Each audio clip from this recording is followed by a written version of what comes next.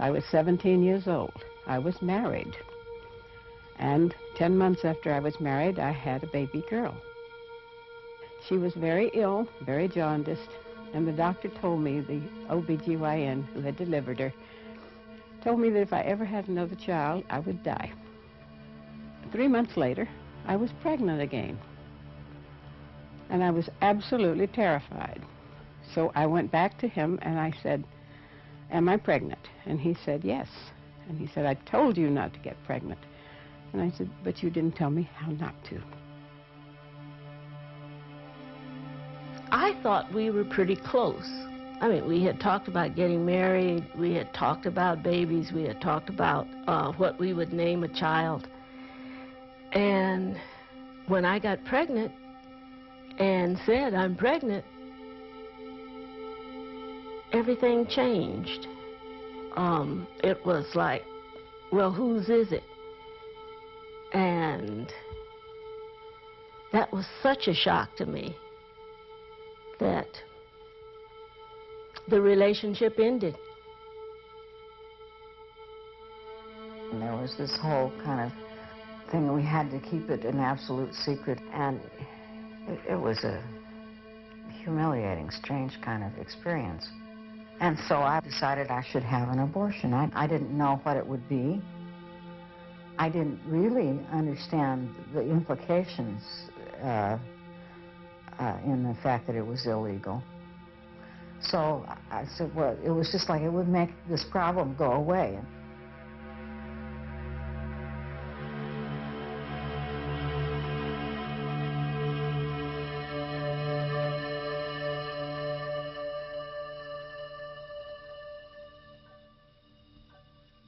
Until the mid-1800s, abortions were legal and available in the United States. Both the state and the church permitted abortions if they occurred before quickening, when the mother first perceived fetal movement. In 1847, the newly formed American Medical Association began a campaign to professionalize medicine by outlawing what it called quackery. Included in its ban were midwives and herbalists who had provided abortion and maternity care in their communities for centuries. During the second half of the 19th century, Victorian society began to condemn women seeking abortions as selfish, immoral, and shirking the duty of motherhood. Protestant and Catholic churches joined the medical establishment in expressing their condemnation. Meanwhile, legislation restricting abortion continued to spread, and by the turn of the century, both birth control and abortion were illegal in most states. If a woman needed medical treatment after a botched abortion, she faced a humiliating and dangerous situation. Even though infected and bleeding, she was often required to testify against her husband or lover and the abortionist before she could receive medical care. Believing I am about to die, make this my antemortem statement. I became acquainted with John Schockweiler. I had sexual intercourse with him, and in the month of May, I noticed that I was pregnant. I, Cora Alice Grimes, about to die, make this statement. On the second day of July, 1896, James Dunn, a retail merchant, gave me a packet of calomel. I took 2 doses of the calomel. I, Roletti Parker, am about to die. I went to visit Dr. Well into the 20th century, a climate of fear prevailed. I went to medical school in New York City in the 50s when abortions were illegal, and every day the city hospital that my medical school staffed would have 20 or 30 women come in infected, bleeding, and dying from abortions that they had induced themselves, and the coat hanger trick was used, and or they had a friend that had a catheter and they'd leave the catheter in until for a day or two, and she was bleeding and cramping, and they'd come in, and that's not an exaggeration. I think it was true in any major city area in this country in the 50s. Okay. When we got them, we received them like with a temperature of 105. Bleeding. Totally infected. We had some die in shock because they did not tell the truth, and they was afraid to tell the truth as to what had happened, because they knew it was illegal, and they felt like we were only getting the information to report them to the police. It's like turn me in, that I aborted myself. They was just plain housewives who felt like, I can't afford another child. I couldn't have that baby, because if I did, and I died, who would take care of the little baby I had? And so I asked the young women where I worked at a Walgreens drugstore, and I asked them if there was somebody who could help me do something. You didn't say the word abortion in those days. And they knew what I wanted. And they sent me to a woman, and she told me that she would do it for $50. This was in 1939, and $50 was a lot of money. And I worked hard, and I sold everything I had that I could get a few pennies for. And I eventually got my $50, and I went out to see this woman. And she put, I think it was a strip of slippery elm bark, and she inserted this up my uterus. And she said, now you go home, and that will swell up, and you will have pain, and you will probably have some temperature, but you will have a miscarriage. 2 days later, I had a screaming fever, and I was in such pain. And so I went back out to see this woman, and she lived in a shack. And she met me at the door, and she said, I told you not to come back. And I said, I have nowhere else to go. And so she cleaned me up, and I was so frightened, and I was in tears. And she put her arms around me like that, and she just held me up to her chest for a minute, and she said, honey, did you think it was so easy to be a woman? I'll never forget that. Never forget the kindness of that woman, even under those terrible circumstances. And so she said, this time you go. She gave me some aspirin.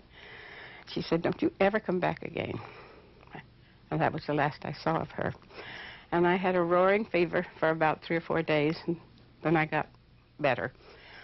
And I went back to see my doctor when I got the money for the visit. And I told him, I said I had something done. And he said, well, I figured a smart kid like you would figure a way out of it. And I looked at him then, and I thought, how could he? How could he? This was a man trained and licensed, and he turned me away. And I had to go out and find this woman to do this. And it was to save my very own life. The day came, and they took me to a motel several miles from Boise. It was a dirty motel, and I was alone with this woman, and I remember what she looked like really well. She was dirty too, and not friendly, really.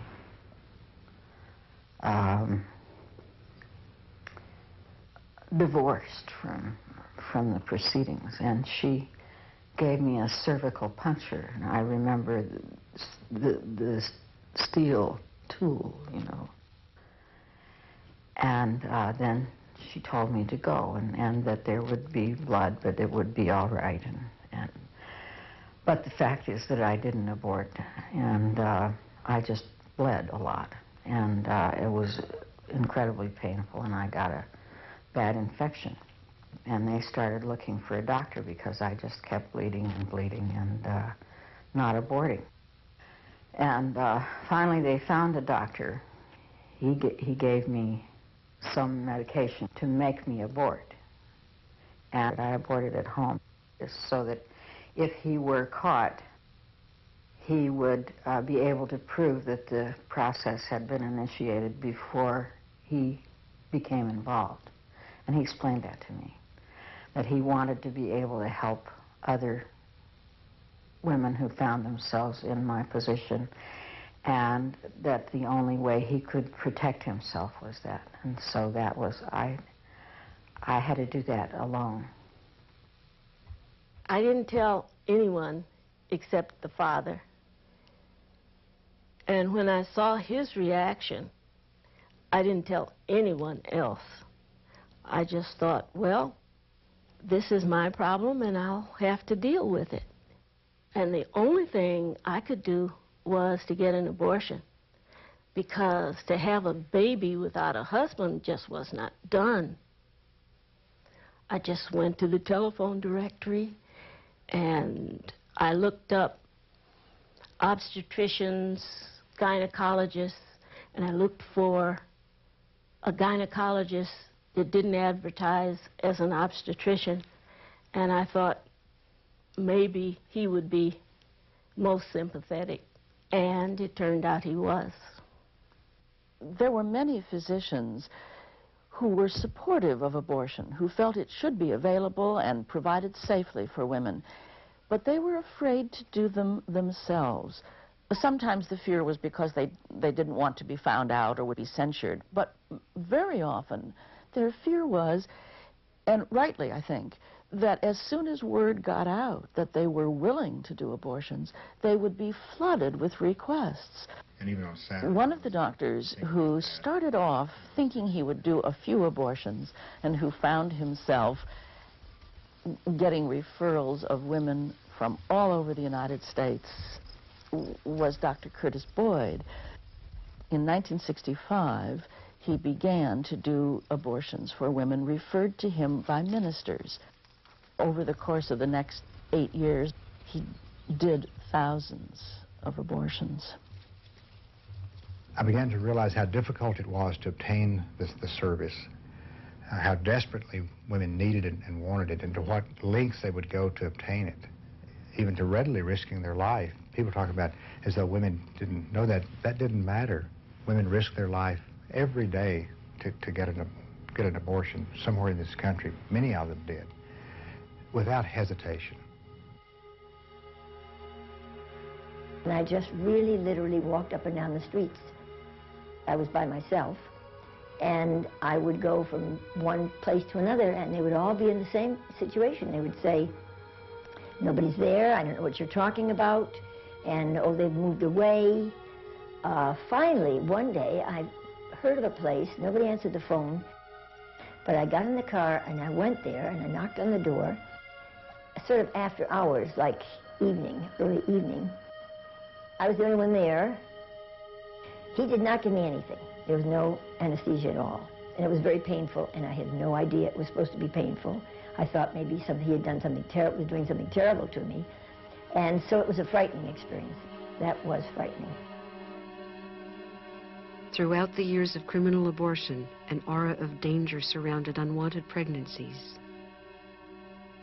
Women drank toxic substances.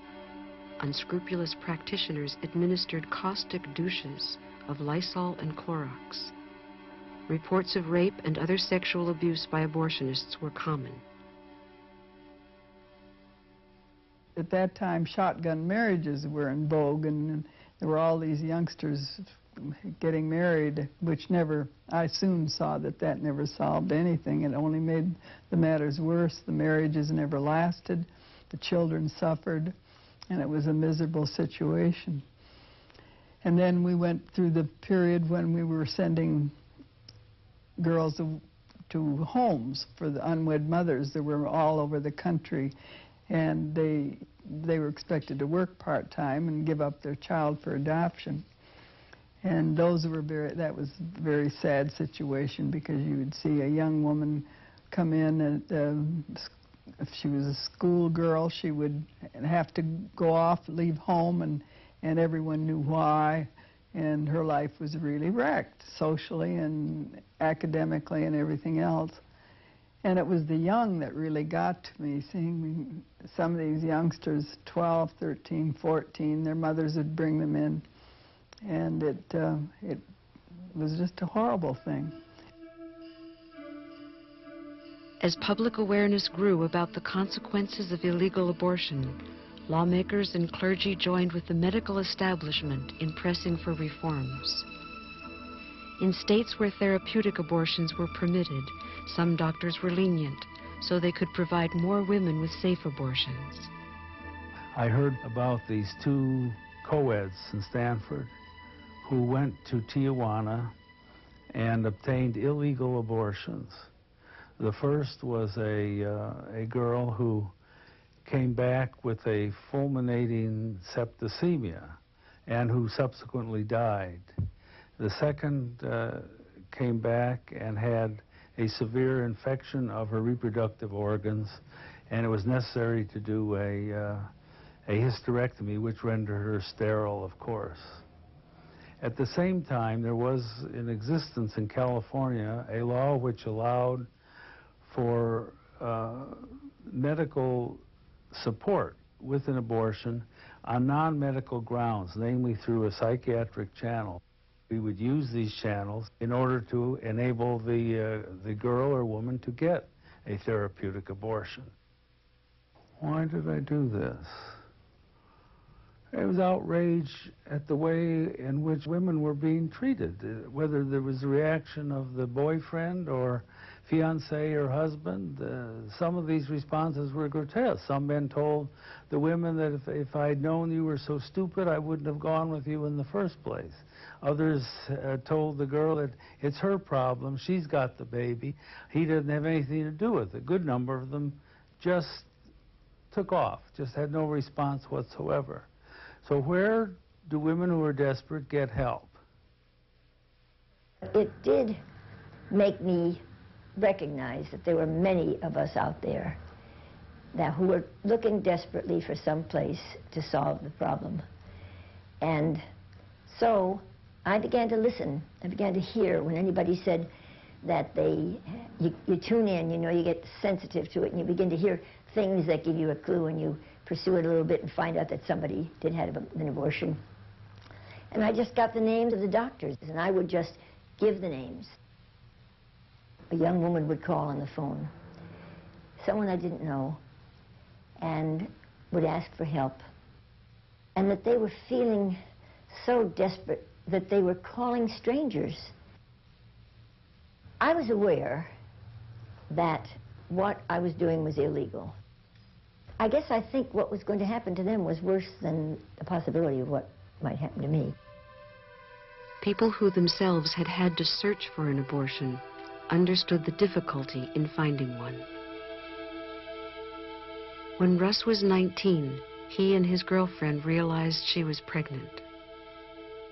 I was terrified at the prospect of being a father, and I went to my assistant track coach, a young guy, very friendly, and so then I told him. And he said, find out more about it. What do you want to do? And so forth. And I began to ask around about possibilities of her getting an abortion. And I talked to her about it. And she didn't want to be a mother either. First off, there was some misbegotten effort, I don't know where it originated or how it happened, to get some kind of pills that would induce an abortion, and they didn't work. Finally, I get a name of someone actually in town in Los Angeles who's willing to do this and get a price. And my assistant coach gave me the money. Years after his own experience, Russ had a chance to help someone else. I was approached by a senior professor, a woman, who had a student, freshman, and she was pregnant. Did I, by any chance, have any information on where she might get an abortion? Well, it's interesting. I didn't hesitate. I got a name of someone highly confident that this was a good clinic in Tijuana, and she got the abortion. Well, I saw her about 2 years ago, and she came up to me and she thanked me.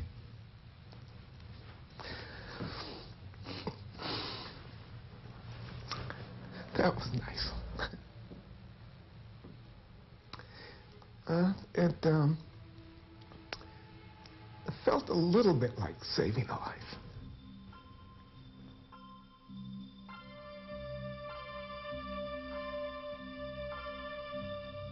Lola Huth was the lead dancer of the José Limón Dance Company.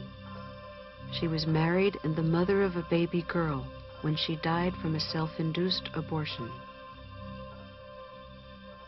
At the time of my sister's death, I was told she died in childbirth, but that didn't make any sense.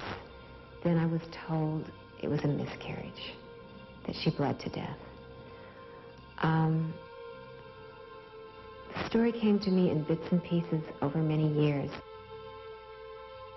Even though she was using an IUD for birth control, Lola became pregnant. The doctor told her that the IUD would probably cause the baby to be deformed, but that removing it might cause a miscarriage. Lola weighed the risks carefully and decided to have the IUD removed.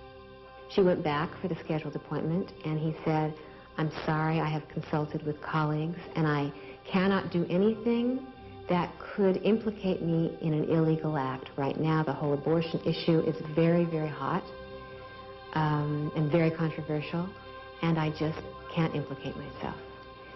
And she said, "Well, then I'm inclined to believe I will do it myself." And he said, "All right, well, I'll tell you what to do. I'll tell you how to do it. And when you're in the process of miscarriage, you can call me, you can go to the hospital, and then I'll be able to help you without jeopardizing my own position." So that was her plan. When removing the IUD didn't cause a miscarriage, Lola became desperate. She sought a way to end the pregnancy herself. She purchased a couple of tubes, plastic tubes. And what she was told to do was insert these tubes into the cervix and blow air into the cervix, and that would cause her to abort. So she filed a sharp point and had punctured a vein and got air into her bloodstream. When we realized I was pregnant again,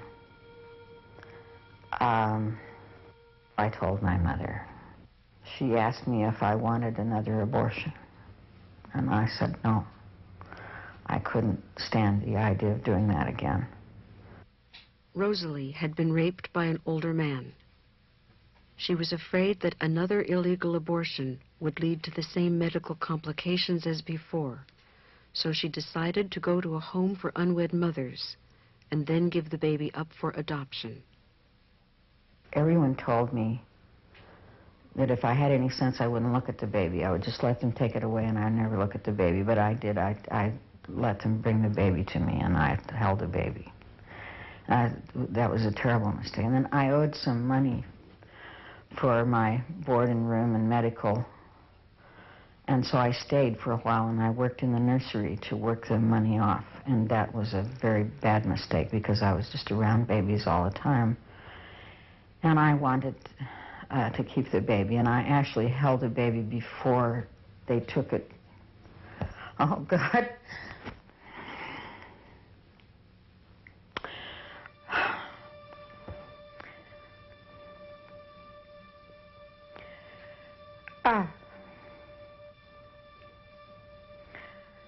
And anybody who would think that would be a great way to solve the problem is just...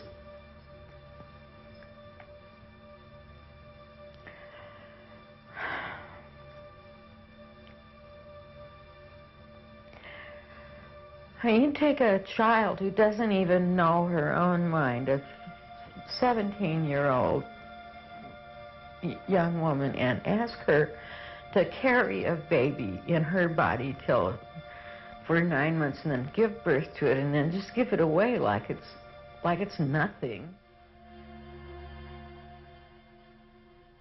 It's very difficult, even after 40 years, to admit to doing something that was against the law, that was illegal. It sort of puts you in the position of having a criminal past, and although you might not feel that what you did was in any way criminal. There's still the stigma to it. But it's a relief to be able to talk about it after all these years and say, hey, I was human. I knew that I could lose my medical license. I knew that I could go to prison. And just as I had to trust these women who came to me not to bring charges against me which could put me in prison, they had to trust me to give them good medical care and service and not harm them. And that was a scary thing in those days because you didn't always know who you were going to. You didn't know what the outcome was going to be. It was frightening for women to come from great distances to a little town in East Texas to some unknown doctor that came by bus, by train, by car, and they had to trust that they were going to leave there intact and alive. A woman that's unhappily pregnant will risk her life to stop that particular pregnancy. And then later in her life, when conditions have changed, she will happily risk her life to have a child. This is the same woman. And I was saying to my mother, you know, we have to talk about this. It's important. We can't, when you're in conversation with people, you tell them that your daughter died giving herself an abortion. We have to all start telling these stories.